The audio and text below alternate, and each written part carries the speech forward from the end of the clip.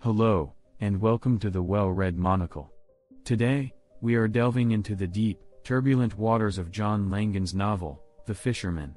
This is a story that begins as a quiet meditation on loss and friendship before descending into a sweeping cosmic horror epic about the things we have lost, and the terrible price of trying to get them back. The narrative is structured as a tale within a tale, blending the intimacy of a memoir with the grandeur of a dark myth. So, let us cast our line and see what we can pull from the depths. Part 1, Men Without Women. The story is narrated by Abraham, known as Abe. He begins by recounting how fishing saved his life. After his wife, Marie, passed away from cancer, Abe found himself adrift in grief, relying heavily on alcohol to cope. One day, he felt an inexplicable urge to go fishing, a hobby he had not practiced since childhood. He purchased equipment and found that the rhythm of the river offered him a space where he didn't necessarily feel better, but at least didn't feel worse. At his job at IBM, Abe meets Dan Drescher. Dan is a younger man who suffered a tragedy far more sudden and violent than Abe's. Dan lost his wife, Sophie, and their twin infant sons in a horrific car accident involving a tractor-trailer. Dan survived, but he was left physically scarred and emotionally hollowed out. Recognizing a fellow sufferer, Abe invites Dan fishing.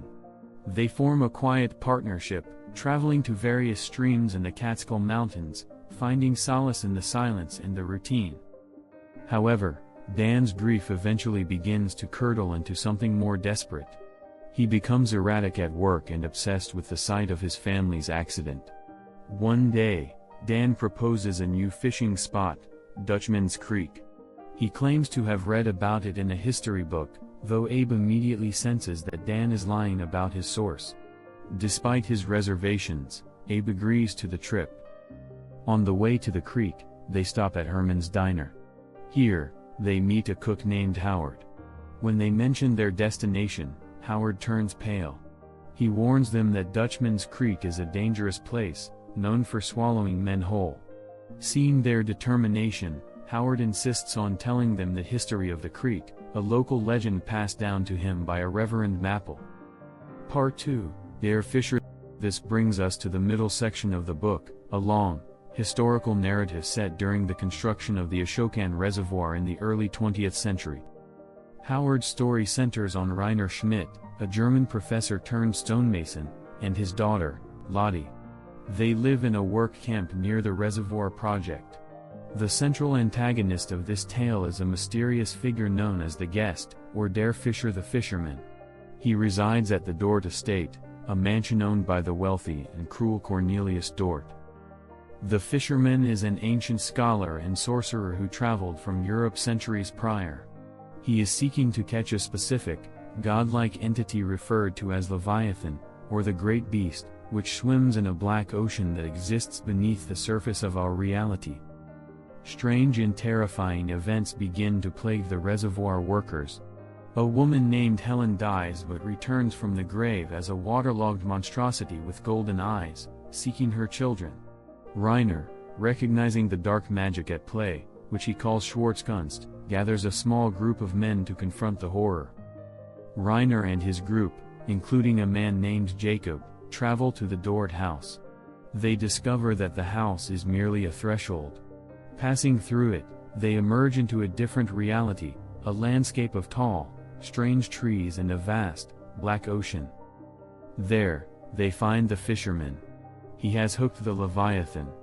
The immense beast is tethered to the shore by thick ropes woven with thousands of fishhooks. The fisherman intends to capture this power to reclaim his own family, who were brutally murdered long ago. Rainer and his men hack at the magical ropes with axes. In the ensuing chaos, the Leviathan breaks free, dragging the fishermen into the black depths of the ocean. Rainer and the survivors flee back to their own world, believing they have ended the threat. The Dort house is eventually destroyed, and the reservoir waters cover the valley, burying the secret. Part 3, On the Shore of the Black Ocean. Returning to the present timeline, Abe and Dan leave the diner. Despite Howard's terrifying story, Dan insists on proceeding to Dutchman's Creek. When they arrive, the creek is swollen and flooded from days of heavy rain. The atmosphere is oppressive. They begin fishing, but the water feels wrong. Abe hooks something heavy and fights to reel it in. When he lands the catch, it is not a fish. It is a creature with a pale, gelatinous body, and a face structured around a human skull. Confronted with this monstrosity, Dan finally confesses the truth. He didn't find the creek in a history book. He found a note in his grandfather's fishing journal that simply read, "Saw Eva." Eva was Dan's grandmother, who had been dead for years when the entry was written. Dan believes that Dutchman's Creek is a place where the dead can be found. He has come to find Sophie and his sons. Suddenly, Abe sees a figure at the edge of the woods.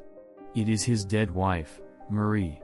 Overwhelmed by an impossible mix of grief and desire, Abe chases her. She leads him through the woods, crossing the boundary between worlds just as Reiner did decades before. Abe follows the figure of Marie to the shore of the Black Ocean. There, he finds Dan. Dan has already found what he was looking for, a woman who looks like Sophie, and two small boys. They are pale, damp, and possess the same golden, flat eyes as the monster Abe caught in the creek. Abe also sees the fisherman. He is not dead. He is bound to a massive boulder, still holding the line that tethers the Leviathan. He has been locked in this struggle for nearly a century, draining the vitality from anyone he can lure to this place to maintain his grip on the beast. Dan begs Abe to stay. He explains that the fisherman needs their strength to keep the Leviathan bound. If they help him, they can remain with their resurrected families forever. Abe realizes the horrific truth: these are not their wives. They are constructs, lures used by the fishermen.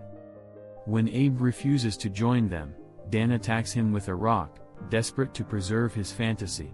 A struggle ensues. In the chaos, the creatures masquerading as Sophie and the twins reveal their true nature. Their faces distort, revealing maws filled with serrated teeth. They turn on Dan, devouring him alive. Terrified, Abe flees. The creature wearing Marie's face pursues him. Abe scrambles back through the woods and plunges into the stream to escape. The creature drags him down, but he fights free, eventually washing up on the muddy banks of the creek in the real world. Abe wakes up in a hospital. He is treated for severe injuries and infection. The police search for Dan, but only his fishing gear is ever found. Abe is looked upon with suspicion, but without a body or evidence of foul play, he is eventually released. In the aftermath, Abe retires from his job and lives a solitary life. He tries to fish again but finds he is physically unable to go near the water without panicking. He is haunted by nightmares of what he saw on the shore of the Black Ocean. The novel concludes with a chilling realization. The fisherman is still out there, bound to his rock, holding the line against a monster too big to comprehend. And in the depths of the floods that occasionally rise around Abe's home, he sometimes sees faces in the water, pale, golden-eyed figures waiting for the door to open once again. And that brings us to the end of The Fisherman by John Langan. It is a story that suggests grief is a door we must be careful not to open too wide, lest something terrible walks through it. I hope you found this summary helpful. This has been the Well-Read Monocle. Thank you for listening.